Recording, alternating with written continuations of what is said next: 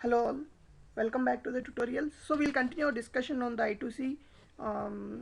So in this particular tutorial we will see uh, the number of slaves and slave side configuration which shall be done I2C. So the first one, what is meant by protocol overhead in I2C? So for any communication, one of the major themes is that source shall send some data and destination will receive the data, and if required, destination will send back some data. That's the basic theme of any communication channel. So in this particular theme, along with data there will be several other information which shall be included, which are not actually part of data, but they are required for the communication to be proper. So these things which add up to the data are called the overhead. In I2C also we have some overheads. These overheads will reduce the data rate at which the communication between the master and the slave happens. For suppose if we say that the data the standard data rate is 100 kbps. So 100 kbps is not possible in that specific mode because of this overhead involved. So what are the overheads? So we have already discussed this, but and to use the terminology protocol overhead. So one is slave address. This is not part of the data which need to be communicated. This is just to identify the slave. And then ACK and NACK is which takes up one cycle, is again part of the communication, which is not data but it is an acknowledgement or NACK from the slave. And read write bit. And again, if you want to send and store some data in the slave, like for example if an EEPROM is used and you want to save some data to a particular address in EEPROM, so the register address and all are the additional overheads along, which need to be sent along with the data. So these all contribute to the overheads and reduce the data rate of communication between master and slave.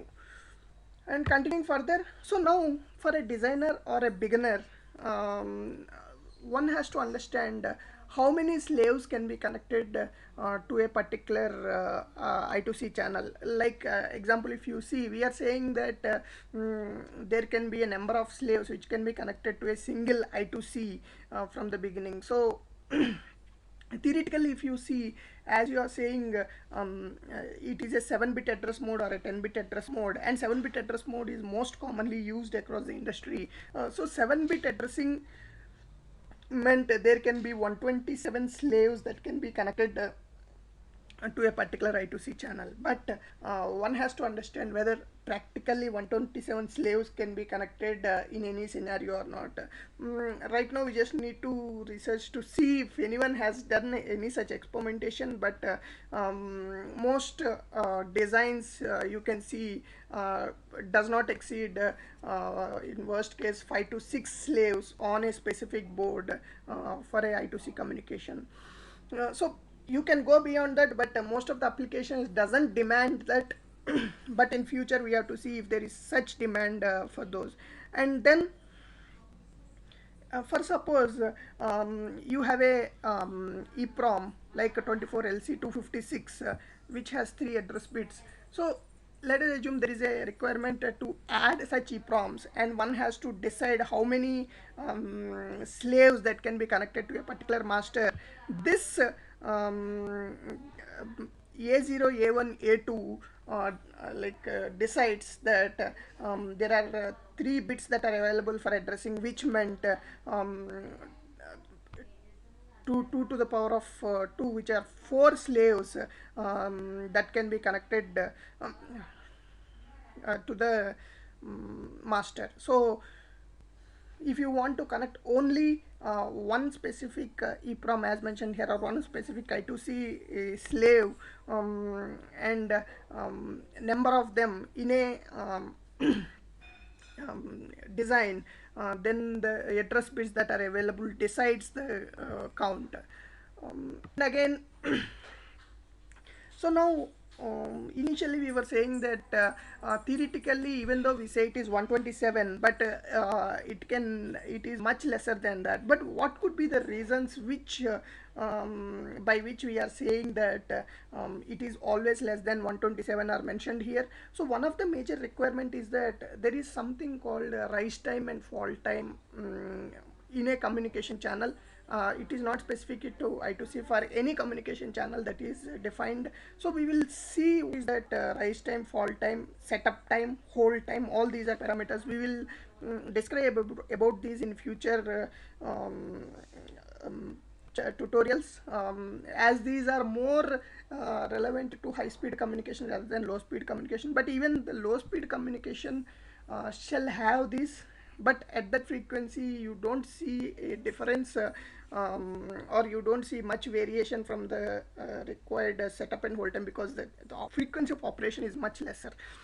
So in these scenarios, so as you go on increasing the number of slaves that are connected to a master, what happens is the capacitance of this I2C bus, by bus we meant the clock and the data, to the ground. The capacitance is always measured to the ground. So the capacitance adds up, and as you increase the number of slaves, the capacitance can go beyond the operable or allowable capacitance as per the I2C standard. If you see the I2C standard, for a standard mode of communication, the capacitance allowed is 400 pf. So it should not exceed beyond 400 pf. So that's what the major restriction to the number of slaves that can be connected to the master. So again, one more major thing is, as the number of slaves are increased, you can play around with the pull-up resistor that is present to accommodate slaves, such that the rise time and fall time are within the specification. Now this capacitance, as we are saying, is understood that it is different for different speeds, because as the speed increases, the rise time also there could be a difference. So now if you see,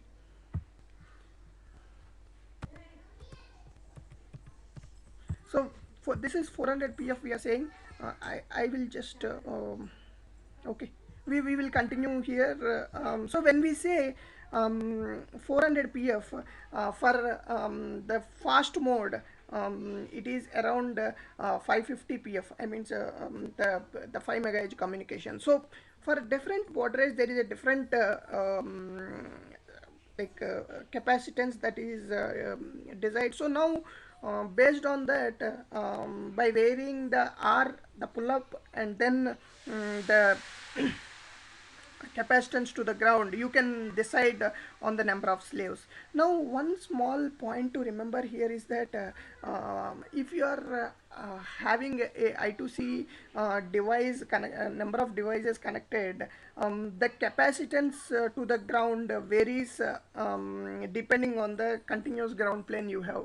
It is always preferable to have a continuous ground plane for the I2C bus, which will help you to connect more slaves. But if there is a difference in the ground potential as we move on, then there could be a more variation in the capacitance, which reduces the number of slaves. So it is important that as we have the number of slaves connected to a single master, it is preferable to have a continuous ground plane, the PCB layout, which is very critical. And then moving ahead in our discussion, so now this all I2C protocol and the standards are defined by Philips, which is now NXP. So as we know, there we have mentioned initially also, there is a 7-bit and 10-bit addressing in I2C.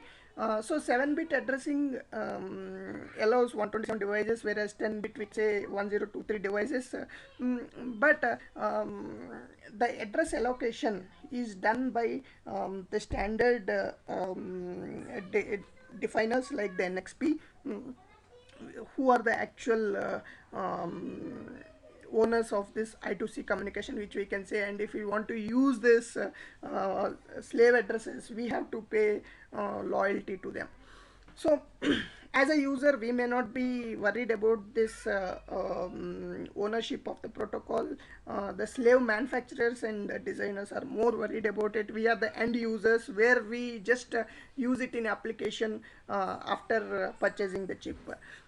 So now if you see the slave addresses, these are all the different slave addresses which are there. Now if you put it as a slave address 0, this is called a general call address, where if you want to send a general communication to all the slaves that is present in the channel, you use this, and any slave which want to respond can send a acknowledgement and start communication. So that is called a general call address. And along with that, there are addresses which are reserved for future purposes. And then if you see, this is the 10-bit addressing format which is possible. Now if you see here, these XX are all are called the don't care bits. So and then there are addresses which are reserved for future purposes. And for the HS master mode, this is the addressing that is allowed. So this is how the communication, the slave addressing is done in I2C. And we will discuss further with an example. In the first tutorial of I2C, I've just given a glimpse on how to connect a pull up or a pull down on A0, A1, A2 to decide on the slave address. But we will discuss in detail in the hardware configuration in future tutorials. And now some of the points as this we have already mentioned. So if you are an end user, and if you are implementing a I2C protocol in your microcontroller as a master to communicate with this slave like EEPROM, you need not pay anything, and you just specify the address of the slave which is assigned by the slave manufacturer, and then you just use it in your communication. But if you are actually a EEPROM designer or a manufacturer, or if you are having a startup and you are planning to have EEPROMs of your own, then to decide the slave address of your particular EEPROM, you have to